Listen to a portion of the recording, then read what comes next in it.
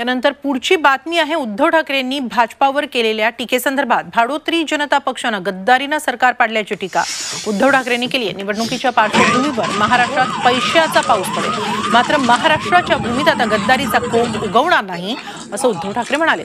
आता प्रचाराचे टी येणार नाही तर थेट विजयी सभेसाठीच येईल असा विश्वासही उद्धव ठाकरेंनी गुहागरच्या सभेत व्यक्त केला। भाडोत्री जनता पक्षाकडनं पैशाचा अमाप वापर होईल, धबधबे कोसळतील, पण माझं आव्हान आहे, तुम्ही या महाराष्ट्रामध्ये पैशाचा पाऊस पाडून दाखवाच। पैशाचा पाऊस पडला तरी सुद्धा महाराष्ट्राची जमीन ही पवित्र आहे। किती पाऊस पडला तरी गद्दारीचा कोंब या महाराष्ट्रामध्ये ही माती उगवू देणार नाही। एक सुद्धा गद्दारीचा कोंब इथे उगवणार नाही।